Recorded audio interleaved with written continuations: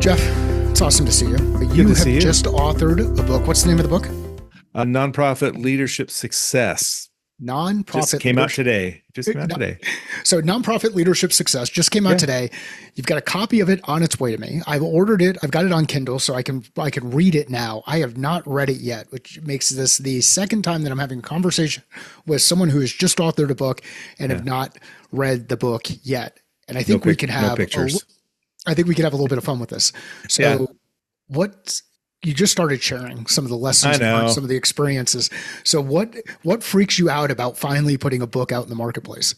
Being a positive reception. You putting yourself out there, and my personality is that of I'm very humble, and I don't like people mad.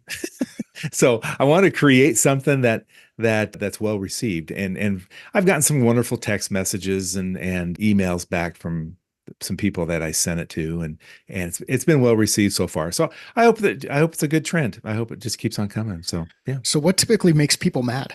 I have this problem is I can sometimes be honest.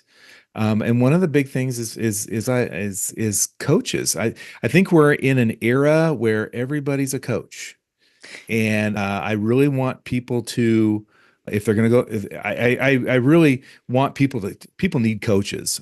Even I have a coach. People need coaches, but I think people need to vet and interview their coaches and make sure they're a good fit. I mean, make sure they've got the skill set to help you, and make sure they've got the background and some information, and don't just take anybody. So that's kind of what I wrote about.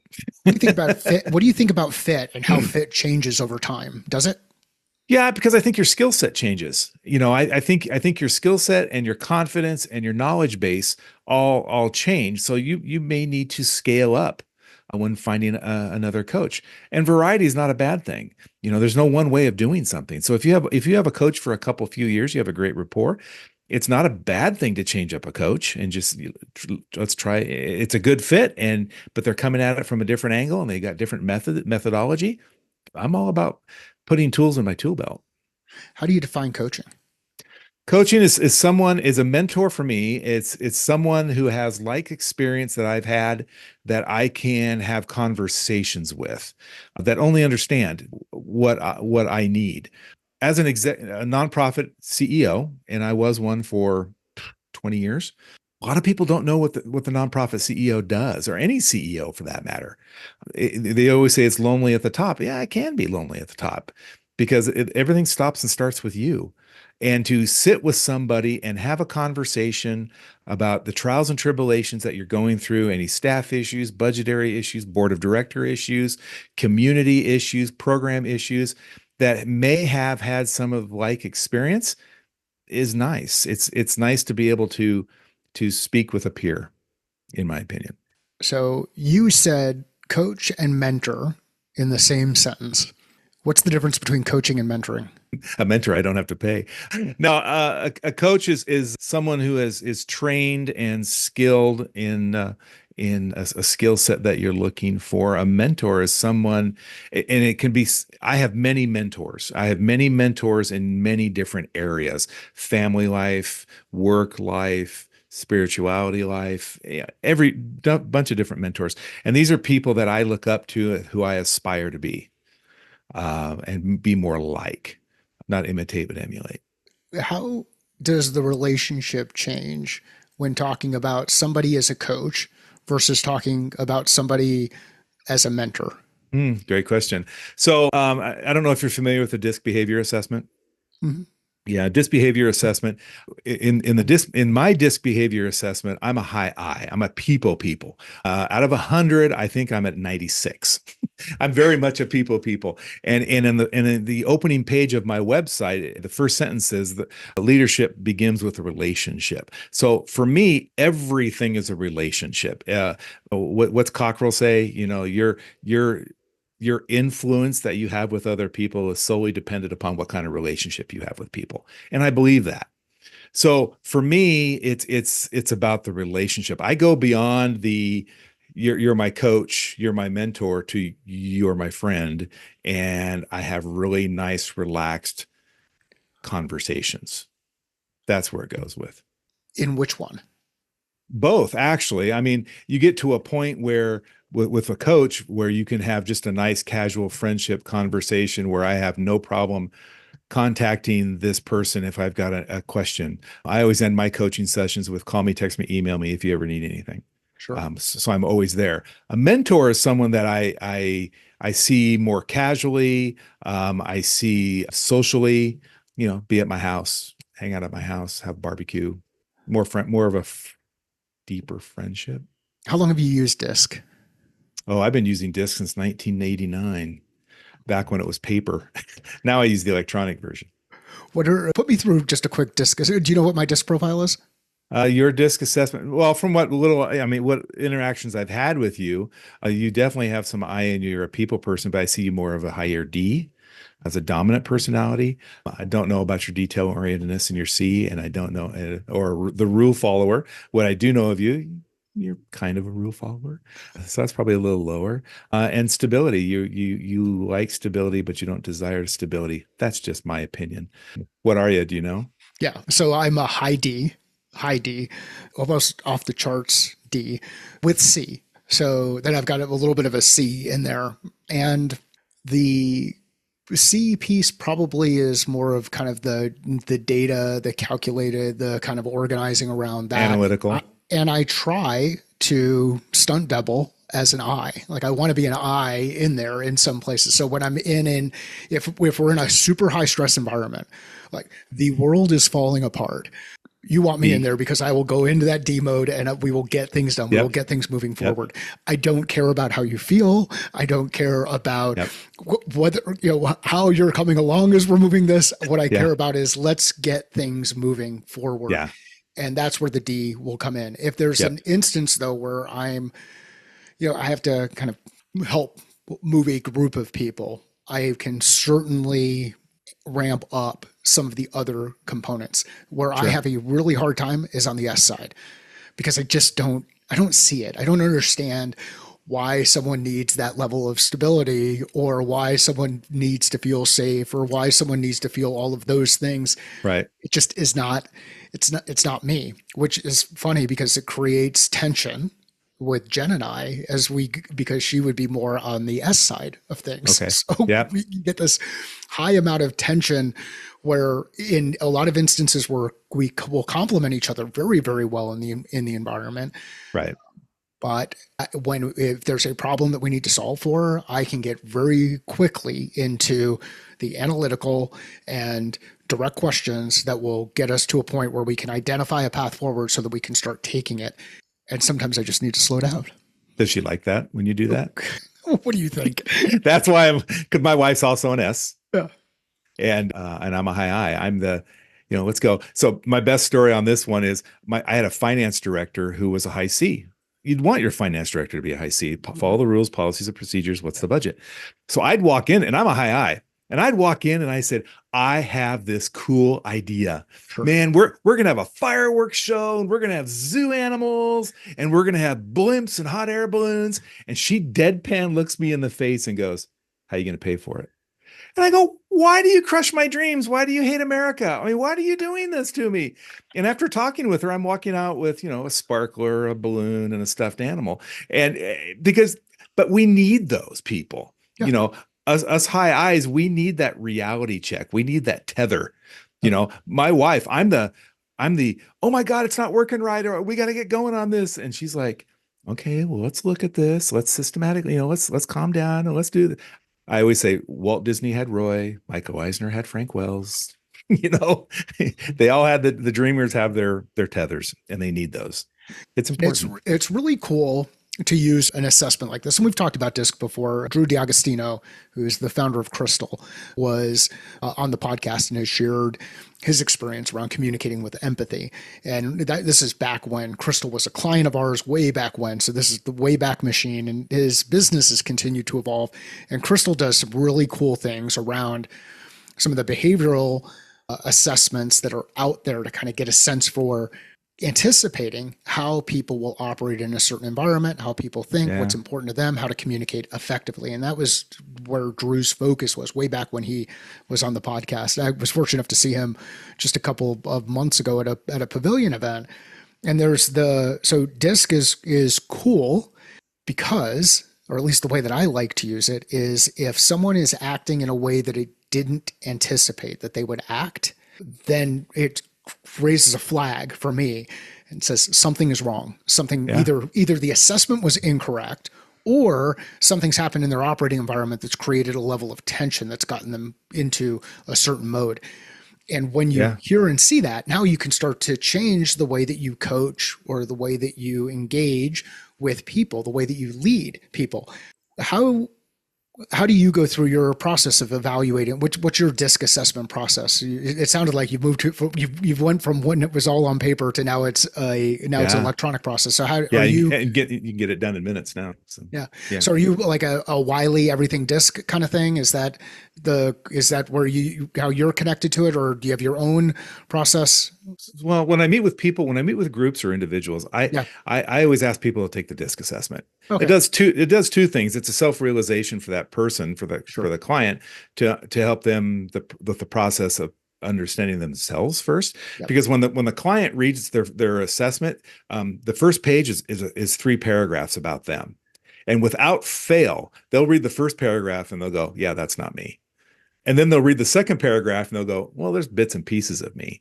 And then when they get to the third paragraph, they're like, okay, that's me. So it's that self-realization. But I use that. But it also for me, it gets me to know what I'm walking into. Mm-hmm. You know, how I can communicate with this person because I only have, you know, a finite amount of time with with each client, with each patient, with each client. I want to make the best use of our time because, you know, time is valuable. So I use DISC a lot. A lot, like with large groups, small groups, individuals. It's got lots of cool features where you can do group comparisons on one page. You can put everybody's assessment on the wheel assessment on one page. They've got an assessment where I've worked with boards looking for a new CEO, a new executive director, and they take this assessment on what are the top 40 strengths you want out of your next executive director, and they'll each do it, merge them together into the top 40 strengths that everybody's looking for within that board. So when they've got a client come in, they come in and take the DISC assessment and it matches it up against what they'd have. I mean, there's a lot. It's not just doing the behavior assessment. There's lots of different pieces that are very, very useful. And I wish companies would take them more seriously because I've had companies say, well, this person didn't work out. And I go, why? Well, we put them at this position. And I go, well, what's their disc look like? And they'll tell me, and I go, well, that the disc tells you everything you need to know. No, they're not a good fit for that position. That's not what you want. You want a people person, not a dictator. I mean, it Why? happens. Yeah. Why? Why do even with the data, why do we continue to make those mistakes on fit? Like, well, let's say we have the data in front of us Yeah. and we've got this data on both sides, like what Sure. the right fit is for the role and what the right fit is for the person. Why do we still make fit mistakes? They like the person. They think it's a great personality. They got a really cool background. Someone on the board or two have a champion. They are championing this person, talking the rest of the board into it. I've done the board wide strengths builder, you know, for the top 40, and they hired somebody the total antithesis of what they said they wanted. I've had that, and guess what? They didn't work. Shocking. Have you ever had a situation where you were like, hey, this is not going to work, but it actually worked? Yeah, because you know, contrary to my wife's opinion, I don't know it all, but I'll surround myself with people who do.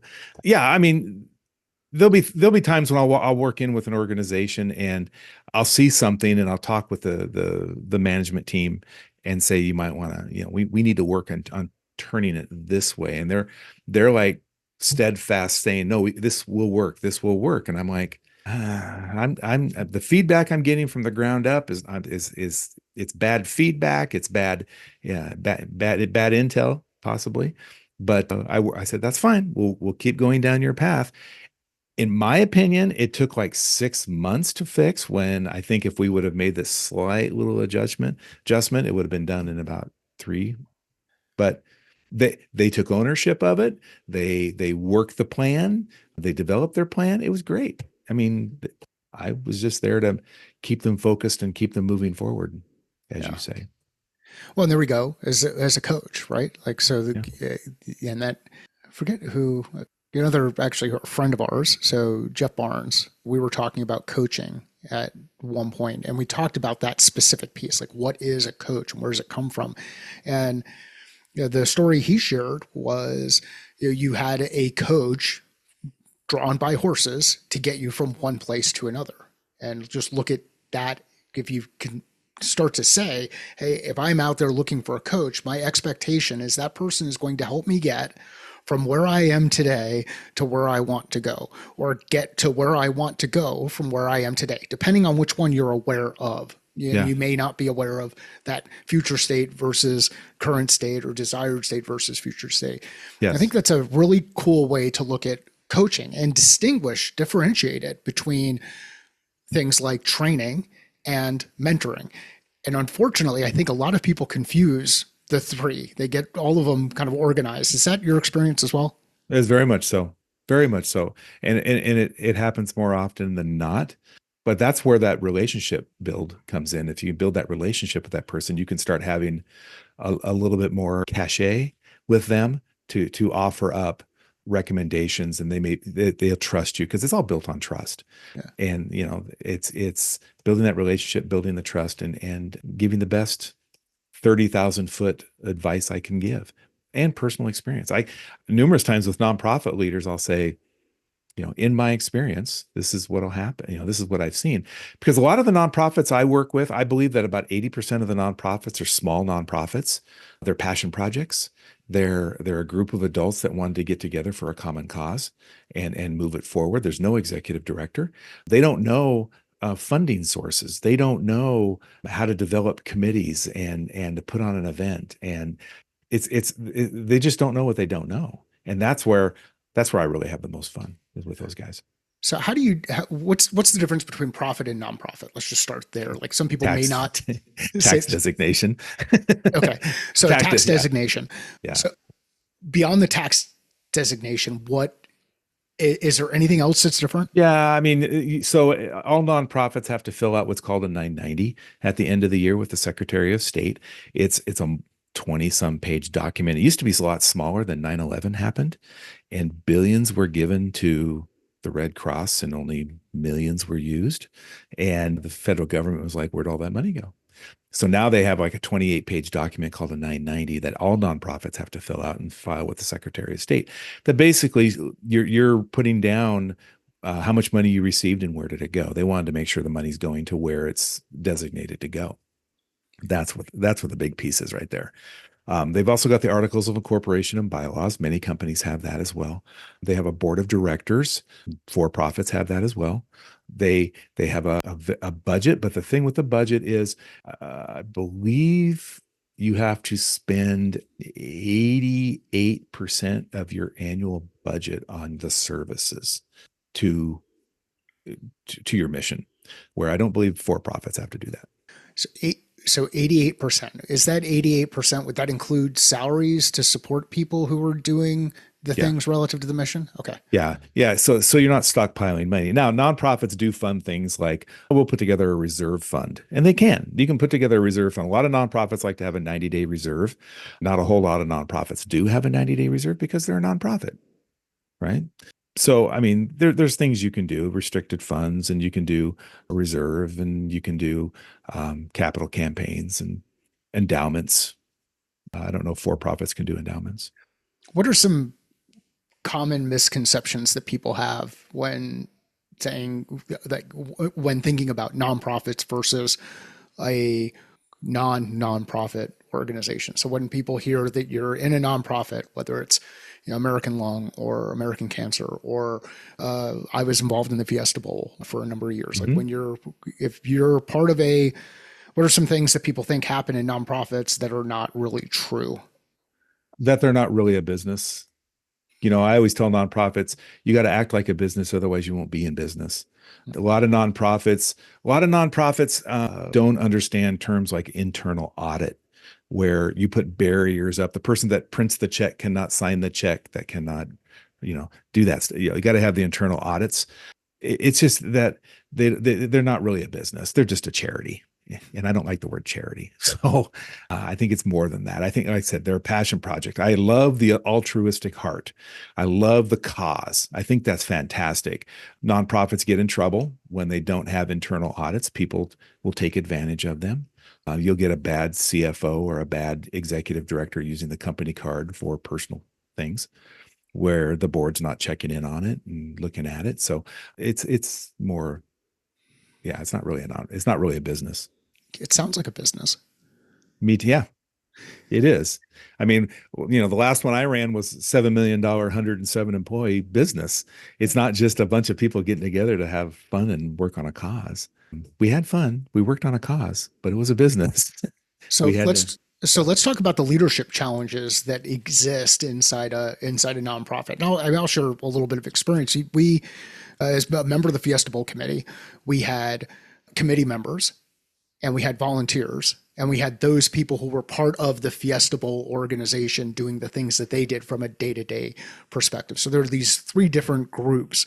Committee members were out there raising funds, leading various components of events that were happening. I was responsible for parade security for the Fiesta Bowl parade. I did game ops for Insight and the Fiesta Bowl at different points in time, different levels, and hospitality at one of the hotels that we had out here where teams would come in. So you'd have a leader, a yellow jacket that was a leader in that area, and we would have volunteers that were doing certain things. But there were three different kind of groups of people, at least in my experience there. The people who were part of the Fiesta Bowl, there were the committee members, and then there were the volunteers. Mhm. Is that typical? Yeah. Yeah, it is. I mean, so there's always the board of directors. I call them the stakeholders. They're the Okay. ones they have the fiduciary responsibility of making sure that the organization is keeping with its mission and the responsible for making sure the money's being spent on the mission. Then you have the staff, and they're the day-to-day operations, and that's usually what the CEO and the executive director oversees is the day-to-day operations of applying the mission and making sure there's enough staff and making sure to move the mission forward. And then you have the community people. I call them ambassadors, but you got the community people that like your organization, that want to be a part of your organization and want to see your organization thrive. And they're the ones that will go out into the community and they'll man the booths and they'll turn the pancakes and they'll sell the tickets to your event. And quite honestly, you could not operate a nonprofit without good quality volunteers. In my opinion, volunteers are the lifeblood of any nonprofit. So, how does leadership change in that kind of operating environment, given the different relationship that everybody has relative to the organization? So leadership. I do things a little differently with a nonprofit. I've always believed in the way I ran my nonprofits was there's the board of directors and then there's the staff. The executive director and the board president have to be hip and holster. They have to be best friends. They have to be in communication. They have to talk regularly because you guys are you guys are the head of the staff and you guys are head of the board. You got to make sure you're on the same page. The agreement I always had with my board was I'm not really excited about having 12, 15, 20 board members who are also my boss. I don't want 20 people with different agendas coming into my office telling me how to operate the nonprofit. I work through the board president. If you want something from the organization or how we're doing business, tell the board president and I'll have a conversation and do that. If the staff have issues, and I don't want 10, 12, 15 board members going to talk to my staff behind my back. That just weakens it and it irritates people. Been there. It irritates people. I worked for a nonprofit and the board members would hang out. We called it the bullpen. It's a bunch of cubes and we're all in the bullpen and board members would walk around and tell us they want this and they want this and I'm like, I have no idea who the hell you are, man. And so that would happen. But if the staff wants something done or staff have an idea or staff want to do push an initiative forward, I would take it to the board president. We would make it part of the board agenda and it would be talked about at the board meeting. On your staff, you have events. I ran a large nonprofit, so I had an event coordinator, and that event coordinator would then go out into the community, would build a committee a small committee, and that committee would go out and recruit volunteers to work the events and things like that. But after every event, I value the personalized thank you note. I would write all the volunteers a personalized thank you note, and I really appreciate them. But there has to be some structure in the way the nonprofit is commanded. And that was between the executive director and the board president. And quite honestly, every board president I've ever had, I'm still friends with to this day because of that relationship. Weird. Or okay, what's weird about it? No, it's just, I mean, if people would really value those relationships, you can do amazing things with great relationships. If you have a caustic relationship, the staff feel it, the board feels it. It's just not, it's ugly. So what are the typical reasons why that relationship can sour or there starts to be this disconnect in that area? What have you seen there? Number one reason is trust. So one or the other has done something to break the trust between the board president and the executive director. I've always felt it was my job to make the board president and the board look good. That was my job. I would move heaven and earth to make, I may have done something, but at the board meeting, John did a great job. Thank you, John, for all you did. You know, but sometimes when it'll sour will be when the board president, or if I've had board members go sour. If a board member wanted something or had an infighting with another board member and I didn't take a side, quote unquote, that board member would blow out. Board president, I've never had a board president blow out, nor have I had a bad relationship with a board president. But more often than not, it's lack of trust, or they wanted to push an initiative that the rest of the board did not feel was in that nonprofit's wheelhouse. What do you mean by blowout? A blowout where they just had a fit and they got mad and they just left. They blew out. I've had one board member do that in my whole career. And to this day, I have no idea why they blew out, but I thought he was great. I thought he was an amazing guy. But yeah, something happened. I don't know. I tried. What's the let's say I want to be a part of a board of a nonprofit. How do I do that? What do I start thinking? Who do I connect with? How do I engage? Where do I go? Are there nonprofits that are looking for board members? Like Yeah, yeah. what's that environment look like? I always say most nonprofits are looking for a pulse or someone who can fog a mirror. They just want a body, right? It's freaking And awesome. I could do both of those. I have a pulse and I can fog a mirror. fog a mirror and have a pulse. I took a different avenue. I became more intentional with my board members because it really kind of frustrated me working with small nonprofits. I've been working with small nonprofits long before I started consulting. I did it as someone who's been doing it a really long time, has a duty to work with smaller nonprofits.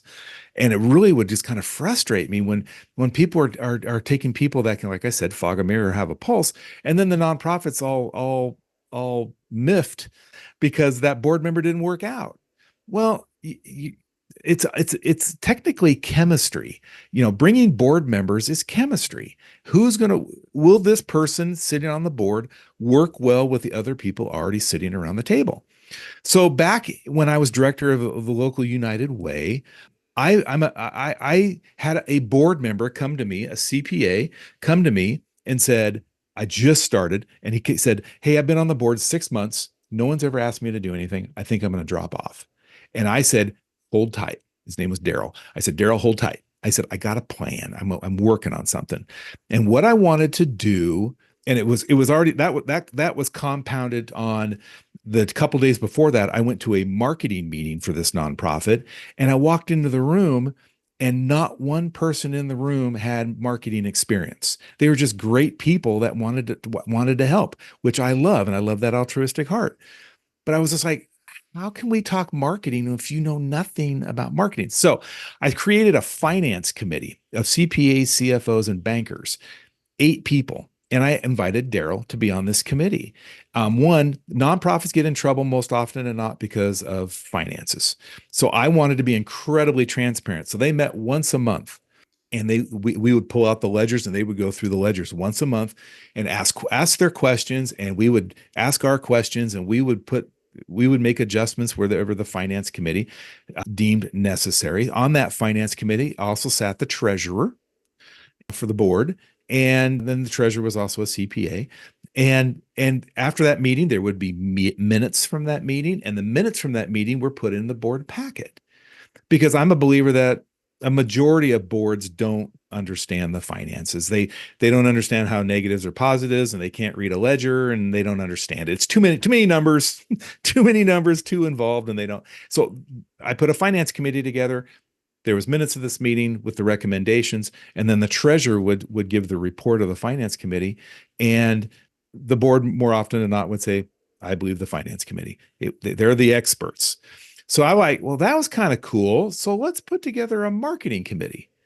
So I put together a marketing committee with web designers and print media and graphic designers and those types of people. And we sat around the table and we started creating marketing plans, who because they understand font and size and color and location and where it needs to go. And that worked. And I had two members of that committee sitting on my board. So then I put together a campaign committee, and I put together a housing committee, and I with all experts. They have to be experts, but two people from every committee sit on the board. So I made it easier I call these committees farms. They're not on the board, but they meet once a month. It's a chance for me to get to know them and them to get to know me. I get to see how committed they are to the nonprofit. They get to befriend other people around the table. They get to meet some of the board members. It's kind of an introduction. So the next time I have a board member, let's say my treasurer times out on my board, treasurer leaves, someone around that table in the finance committee could be the next treasurer. They've got history, they know everybody, and then they'll sit on the board. Then I bring in another CPA, CFO, or banker to sit on that committee. So I'm very specific on who I brought onto the board. It was either depending on the nonprofit. So the last nonprofit I had low income housing. So I had construction people, and I had a lawyer, and I had architects on this committee. So when I need a new board member that was on this committee, I go out and find someone else in that field. It's not someone who can fog a mirror or someone who can have a pulse. It's someone who can help me advance my mission in areas where I really need the help. And that's what I really try to work with nonprofits on is don't just take anybody. Get somebody who can help you. Don't get a rubber stamp board, get a working board. And these are board members that are involved, and they're on a committee in an area in a field that they're experts in. Use them, and they get so much satisfaction out of that. But their time is valuable. I had an attorney on the housing board, and I figured I wanted to be worth $250 an hour. So I was started on time, ended on time, and I made them very action packed. There's a lot of information in those meetings. So, but I try to find board members that are actual. They can try them out on the committee first, and then they can sit on the board eventually. Try them out. Yeah, it sounds like a succession plan. It is a succession plan. And I've had people come and say, I want to join your board. And I said, well, that's cool, but my board's full, but I need help on the committee. Where's your passion? What's your expertise? Well, I'm a banker. And I got a great banker story. So I'm a banker. And you want to sit on the finance committee? Sure, I'll sit on the finance committee. The only time that didn't work for me is the CEO of a large bank, regional bank, I approached him about being on the board, and he was a banker. And I said, well, I've got room on the finance committee. He goes, why do you think I want to be in finance? And I went, ooh, profiling. I said, well, and he goes, I'd like to go on marketing. And I went, okay. One of the best marketing people I've ever had, because he was always that outside voice of, why are we doing that? What's that going to accomplish? And I was like, all right, book by a cover. I really like how you just highlighted the value that comes from someone asking a question Yeah. rather than sharing perspective. Yeah. Yeah. Yeah. He caught me off guard. That's Caught me awesome. off guard on that one. Yeah. I was like, oh, you're a banker. And to this day, he's retired now, but God, he was great. Yeah. He was really great. He was the one, he was the one when I brought Lee Cockrell to Coeur d'Alene in 2017. The board really didn't have any idea who Lee Cockrell was. My staff did, because, the staff was reading his books, but he was the one board member who says, I have no idea who Lee Cockrell is, but because you're excited, I'm excited. And I was like, that is the relationship there. That's the trust that I built with that. Well, it highlights a lot of these components that we've kind of been skating around the puck on, which are leadership components. So there's the building a plan, there's executing a plan, there's Yeah. revisiting that plan throughout the process, building a team, empowering and enabling the team to be successful, cultivating success over a long period of time, succession planning. So when you think about, so what is your definition of leadership? My definition of leadership is helping others find their way, to get the best out of other people and to help them find their way. Very cool. What do people struggle with when it comes to finding their way? Overthinking most often than not. They get it. Well, most time they get in their own way. Yeah. The How do they get in their own way? overthinking it. I mean, it could be, by me coming in and working with somebody at the 30,000 foot level. For instance, I worked with a children's organization that wanted to grow. And you had people wearing multiple hats. You had staff members wearing multiple hats. And they were like, we can make this work. We can make this work. We can make this work. Well, I've got the lead therapist sitting there in the corner of the table crying because she's so overworked and she doesn't have time and she doesn't have any more time, any more capacity to give. But you've got an executive director, push, push, push, push, push. And I kept telling the executive director, you're not built for growth. And finally I said, let's play a game. So I went up to the whiteboard and I said, let's do your organizational chart. And I just like you and your charts, and I do watch Catalyst when it comes out. I watch. I'm going to be honest with you. I probably watch 3 or 4 a week. So, I mean, again, we have a relationship. We're friends, and I know you. But I went on that whiteboard like my friend Mike does, and I just said, okay, help me out, and I drew it out, and I said, okay, now what's this person do? And each person had at least 2 or 3 prongs Yeah. on each one. And I said, and what do you want to do? We want to grow by 30% in 2 years. And I'm like, do you see, what do you see here? Where are they going to find this? And I've said, first of all, you need an HR director, and then you need an office manager, and you need this, you need to bring on some people. And he fought me on it for about a good hour. And the rest of the staff is looking at me like, look. And finally he kind of went, he kind of had that Buddhist aha moment of, okay, I get it.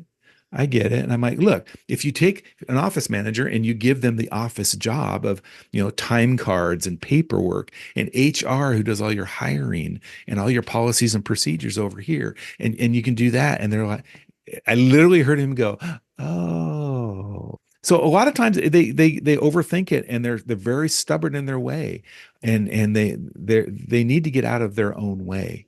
And that's what I enjoy doing. Yeah. The whiteboard is a powerful tool, and it can create an opportunity where people, when they kind of zoom out and look at the whole picture, they can start to see where there are some gaps. And then when they zoom in, they can realize where some of their risks are. And it's Sure. one of the reasons why I continue to invest in having a good whiteboard behind me rather than moving to a digital whiteboard, which I've gotten feedback on, where people are asking about, hey, why not just do this on an iPad or do it on a smart board or some of the other tools that are out Mhm. there? There's something functional that happens when you hear the click of the dry 100%. erase marker popping open, and Yep. you can hand it off to somebody else, and they can start putting pen to paper in front of a Yes. group. And it's the one thing I've not been able to solve for in this environment, is how other than facilitating and guiding that conversation, getting information from people, and then being able to see their words up there even though they didn't write their Oh, words. 100%. It's I agree. I mean, so the nonprofit equivalent of that is budgets. So when I got to when I got to the large nonprofit, they didn't have a budget. Yeah. What they told me was, we build budgets when we turn in grants. I'm like, how are you at the time a $2 million nonprofit and you don't have budgets? So my background was, okay, well, we're going to put budgets together for each program. Yeah. Did that. The next year I said, we're going to do a budget for every single thing we do. And I don't like other income and other expenses, or what's the other one that I love is uncategorized or something. I'm like, miscellaneous. Come on. Miscellaneous. I'm like, Miscellaneous is always good. There's oh always something God. for that miscellaneous folder. Everything goes places. And my CFO at the time just blew. She was like, "Do you know how many budgets that's going to be?" And I'm like, "I do." It was 4 o'clock on a Friday afternoon, and when I was standing in her door, when I told her, so when I came to work on Monday, she came in. She goes, I was thinking about it. And the last job I had, we had those, and it was really kind of nice. And I'm like, "Yeah, exactly right." But the what I did with the budgets was I would hand them hard copies of the budgets. I said, do not do them on the computer because if you need to break even on ticket sales, it's real easy to say 25 tickets times this amount equals this amount. Oh, I'm short. Let's go 30. Let's go 35. I don't want that. I want math. And I even said that, show your math because I want them to sit there with a pencil and I want them to work out every single line item and I want them to have a 10 key and there's just something honest and authentic about old school, in my opinion, because they actually have to think about what they're writing. It's real easy to go 25, 30, but to actually go, okay, if I do 25 times this amount, how much is it? And you're actually, yeah. And what's really funny is before I left it, we had a $7 million budget. And I'm always worried every year that when we give them their budgets and we put them in the computer, we're going to be $1 million apart between expenses and income. We're going to be $1 million apart. And honest to God, I don't think we got much further apart than I'm going to say like 13 grand Wow. out of $7 million. Out of 7 million. Yeah, Wow. because they're actually thinking about it. Right. Yeah. Yeah. There's an exercise that you can go through where when you work together and you put things down on paper, it's kind of like coming up with your annual plan from a revenue perspective. So, all right, so we've got a $7 million budget. How is the $7 million budget going to be funded? What portion is coming from X, Y, or Z? And ideally, there's three different places where it's coming from because you will not be able to predict with a high level of probability what's going to come from each of those things. Yep. Something's going to happen. The world is going to catch on fire, whatever. Yep. But if you have three options, and the way that I like to think about this stuff is have three options and have each ask the question, what needs to be true in order for that option to Yep. to cover the entire budget, so Yep. that now we've got three different ways where we can see a solution come together. And typically what will end up happening is you might get 50% on one, 30% on another, 20% on the other, and you may come in Yeah. and land the plane at the right place that you want to. But Yeah. Yeah. that exercise can really help to get people to break through preconceived notions and thinking around how certain things have to happen. Yes. Yeah. I always, when we were building budgets, I would say budget on what you know, not what you think. Good. Yep. But if we know these grants are coming in, budget them. If you've submitted a grant and haven't heard anything yet, don't add it. So the cool thing is if you can make the budget work with what you know, and then you get those other grants, gravy. You have gravy, right? So you're like, oh, cool. We can do more stuff now. But it's when we're developing the annual budget, it's budget on what we know, not what we think. That's where you get in trouble because what will happen is you say, well, I put in for these other grants. We're going to get them and we'll put them in the budget. And then when you don't get them, then you got to go in and start cutting stuff. And that always makes people happy. How do you forecast grant delivery, or what probability? Maybe I think of it like probability of sale, but probability of delivery on a grant that you've submitted for. Yeah. Is there a process to be able to do that? Yeah, there is. I mean, a lot of times the grant will even tell you. They'll say, the grant deadline is by this date. Yep. The evaluation will be by this date, and the grants will be awarded by this date. So Okay. Cool. Yep. you have a timeline Yep. of when grants will be delivered.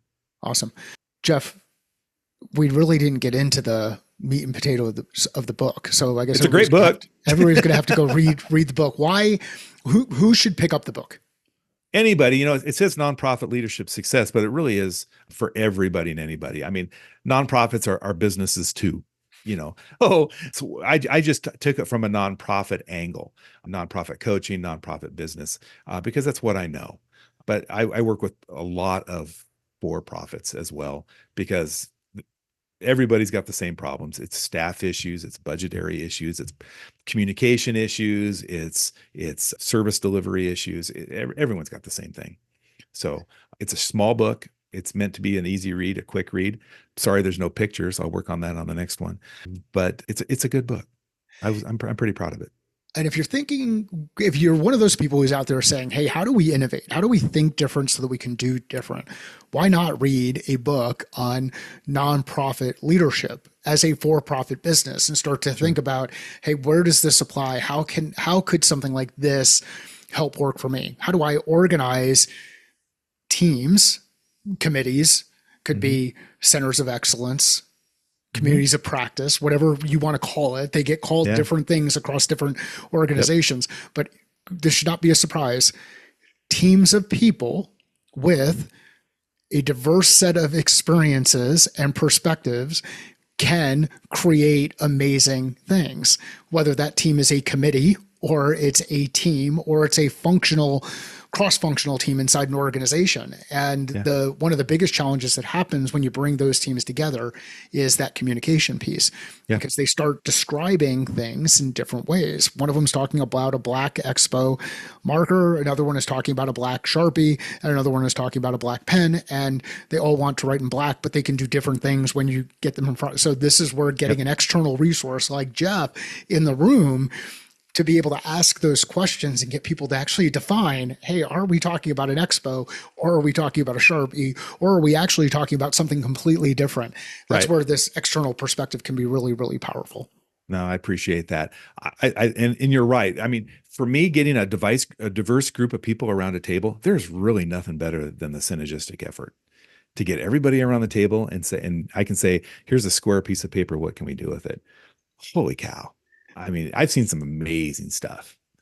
It's really cool to watch. It is fascinating to watch. And when we're talking about this, we're talking about these experiences, whether it's people who have kids or people who don't have kids, people who have been in marketing or people who've been in sales or people who've been in finance or people who've been in operations or people who've been in product. It doesn't mean that it's this, as Jeff was talking about a little bit earlier, where there's a finance committee that has a specific job to be done and there has to be a level of expertise there. That's one thing. But when you start to create these cross-functional committees, you start to create opportunities to get creative and start solving for Yeah. challenges that you didn't think were possible to solve for, because your Yeah. perspective starts to change and you start to avoid some of the blind spots that happen where, well, that's not how we do it. I'd rather do all my finance stuff in Excel just because I Right. can change a formula and then I can Right. change another formula. And ultimately, what it does is it creates a situation for risk, and someone makes the mistake of not carrying that formula all the way over, or missing Right. a cell, or any of those other things. So get Right. out there and get other people involved. Exactly. Exactly. I mean, even on that finance committee, you brought up the finance committee. I had CPAs, CFOs, and bankers just in those three genres or those three industries. They look at a ledger differently. All three of them look at it differently. I mean, seriously, my CPAs that were on that committee had rulers and they were going line item by line item by line item. Bankers want to look at the bottom line. You know, CFOs are looking at profit and loss. They're looking at, where can we move money around and where does this need to go? And oh yeah, it's hilarious. It was done for a reason. And the same thing with the marketing. The reason I brought in print media and web designers and graphic designers is because they all look at it differently. And I just sat there and I'll feed them lunch. You guys got this, man. You're out of my wheelhouse. Jeff, awesome conversation. Congrats on the launch of the book. Where Thank can you. people go? Where do you want to send people to follow you, learn more about what you're doing?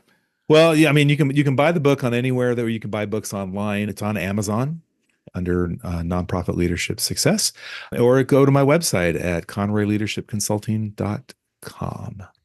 When's the audiobook coming out? I'll see if Jody's available. Sorry. Just record it yourself. Come on. People want to hear from you. Yeah. I can tell you one of the things that drives me absolutely nuts, and this is, here we go. As we're wrapping up the podcast, I'm going to share a story. It is really hard and I tend to read more books through Audible, or listen to more books through Audible than I do read, so I can consume them while I'm walking, or whether it's walking on the Sure. golf course or walking in the neighborhood or working out. When someone is reading the book that is not the author, and then you bring the author onto a podcast, there's this cognitive dissonance that happens. There's this like disconnect that happens where it seems things just don't seem real. And however, if you are the author and you're reading the book, and I'm one of those people who's an aspiring author, someday I'm going to get a book out there. if you can hear the person who actually put the words on and then they share their experience and they start talking about I and it's not somebody else's voice, that is powerful. And the one thing that Donald Miller did really well, I think, with his books, and there are probably a couple of others that have done it this way, but Donald's the one that sticks out for me, is he added extra commentary at the end of the chapter where he said, I know I said this. Here's how it actually has changed. And this is how I would summarize this. And the cool part about that is now you're creating a direct connection in a different environment with the person who's consuming the content. So when I purchase books, I don't like what I did with purchasing Jeff's. I bought the Kindle version. And if there's an audio version, I'll typically get it first. But if I'm going to do something with the content afterwards, maybe I want screenshots of some information, or I want to share highlights or do something like that, then I want to have both the audio version and the electronic version, the Kindle version. If I want my family to read it, then I have to pick up the print version. And my family loves it. Well, actually, they don't. They don't like it when I order a print version of a book and it just shows up on the kitchen counter, because they know that's the indicator of here's another one that we've got to read. Well, congratulations on the book. Thank you. It is an awesome accomplishment. We'll include links in the show notes. Appreciate that. You've got a podcast as well. Yeah, I'm part of a group, No More Leadership BS. Me and 4 other leaders. I've been doing it for about 2.5 years. Yeah, we're pushing 200 episodes. We're very popular in India and Australia. See, I don't know why. It's good. It's good to know where your market is. There's something there. There's something that's happening there. So check out No Leadership BS if you're looking for another podcast to pick up. If you know somebody who would enjoy this conversation, please share it with them. Let us know via LinkedIn. Sales is a thinking process. Business is a thinking process. Life is a thinking process. How are you thinking differently about yours?